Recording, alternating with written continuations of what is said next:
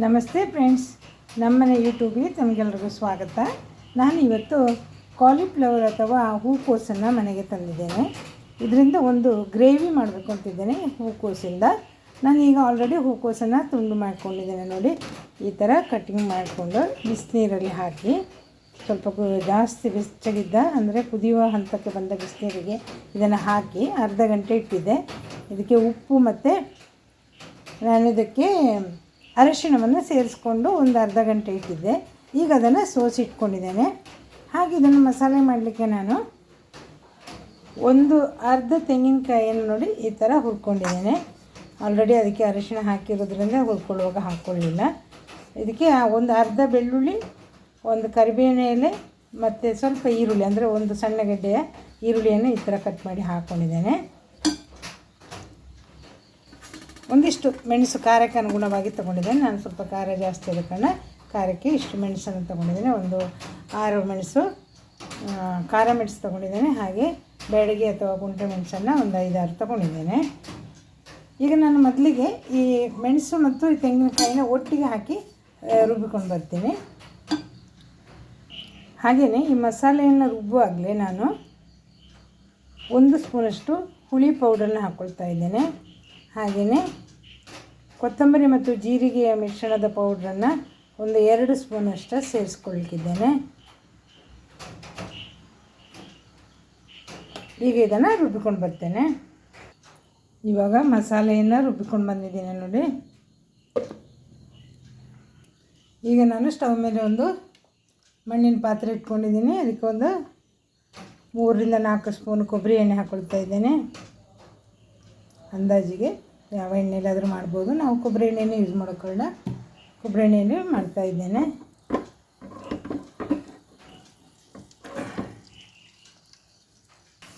ಸಾಸಿವೆ ಹಾಕ್ಕೊಂಡಿದ್ದೇನೆ. ಸ್ವಲ್ಪ ಬೆಳ್ಳುಳ್ಳಿ ಹಾಕ್ಕೊಳ್ತಾ ಇದ್ದೇನೆ. ಹಾಗೆಯೇ ಕರಿಬೇವಿನ ಎಲೆ, ಒಂದು 3 ಹಸಿಮೆಣಸಿನಕಾಯಿ ಕಟ್ ಮಾಡಿ ಇಟ್ಕೊಂಡಿದ್ದೆ, ಅದನ್ನು ಹಾಕ್ಕೊಳ್ತಾ ಇದ್ದೇನೆ.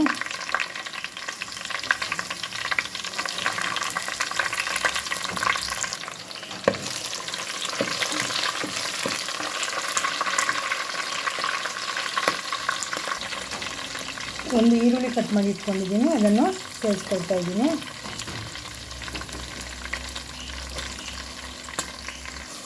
ಒಂದು ಅರ್ಧ ಇಂಚು ಶುಂಠಿ ನೋಡಿ ಕಟ್ ಮಾಡಿ ಇಟ್ಕೊಂಡಿದ್ದೆ, ಅದನ್ನು ಸೇರಿಸ್ಕೊಳ್ತಾ ಇದ್ದೀನಿ.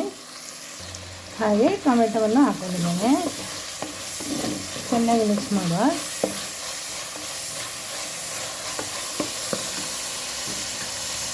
ಹಾಗೆಯೇ ಒಂದು ಸ್ವಲ್ಪ ಉಪ್ಪನ್ನು ಇದಕ್ಕೆ ಸೇರಿಸ್ಕೊಳ್ತಾ ಇದ್ದೇನೆ. ಇವಾಗ ನಾನು ಒಂದು ಅರ್ಧ ಸ್ಪೂನಷ್ಟು ಪೆಪ್ಪರ್ ಪೌಡ್ರನ್ನ ಹಾಕ್ಕೊಳ್ಳಿಕ್ಕಿದ್ದೇನೆ.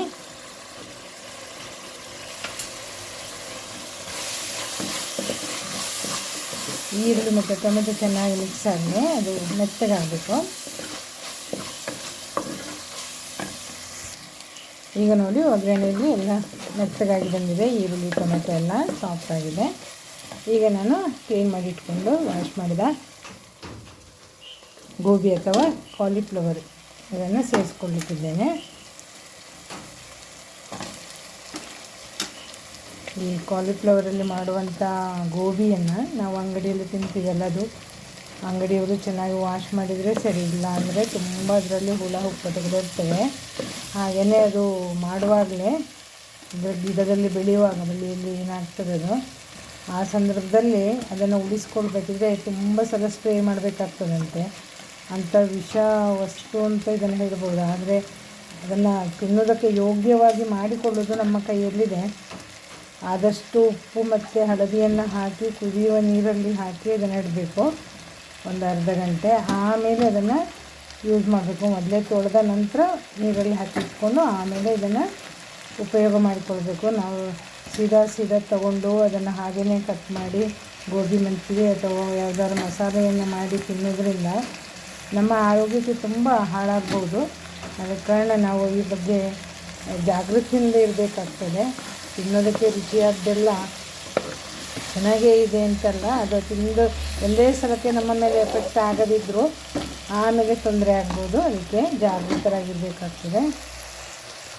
ಈಗ ಒಗ್ಗರಣೆಯಲ್ಲಿ ಚೆನ್ನಾಗಿ ಮಚ್ಚಿ ಅದನ್ನು ಮಿಕ್ಸಿಂಗ್ ಮಾಡಿ ಒಂದು ಬಾಳೆಯನ್ನು ಮುಚ್ಚಿ ಒಂದು 2 ನಿಮಿಷ ಬೇಯಿಸುವ. ನೋಡಿ ಈಗ ಚೆನ್ನಾಗಿ ಬೆಂದಿದೆ ಇದು. ಈಗ ಇದಕ್ಕೆ ನಾವು ರುಬ್ಬಿಟ್ಕೊಂಡಂಥ ಮಸಾಲೆಯನ್ನು ಸೇರಿಸ್ಕೊಳ್ಳುವ. ನಾನು ಇದನ್ನು ಮಸಾಲೆಯನ್ನು ಎಣ್ಣೆಯಲ್ಲಿ ಹುರ್ಕೊಳ್ಳುವಾಗ ಇಂಗು ಕೂಡ ಸೇರಿಸಿದ್ದೇನೆ, ಹೇಳಲಿಕ್ಕೆ ಬಿಟ್ಟೋಗಿದೆ. ಜಾರಿಗೆ ಸ್ವಲ್ಪ ನೀರು ಹಾಕ್ಕೊಂಡು ಇದನ್ನು ಸೇರಿಸ್ಕೊಳ್ತೇನೆ.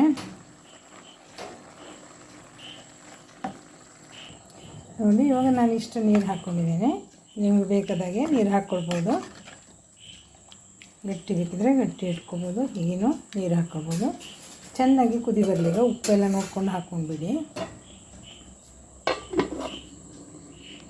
ಫ್ರೆಂಡ್ಸ್. ಇವಾಗ ನೋಡಿ ಚೆನ್ನಾಗಿ ಕುದಿ ಬರ್ತಾ ಇದೆ. ಇವಾಗ ಇದಕ್ಕೆ ಕೊತ್ತಂಬರಿ ಸೊಪ್ಪಿದ್ರೆ ಒಂದು ಸ್ವಲ್ಪ ಹಾಕುವ. ಕೊತ್ತಂಬರಿ ಸೊಪ್ಪು ಹಾಕಿದರೆ ಸ್ವಲ್ಪ ರುಚಿ ಚೆನ್ನಾಗಿ ಬರ್ತದೆ. ಹಾಗೆ ಸ್ವಲ್ಪ ಗರಂ ಮಸಾಲೆ ಇದ್ರೆ ಸಹ ಹಾಕ್ಕೊಳ್ಬೋದು.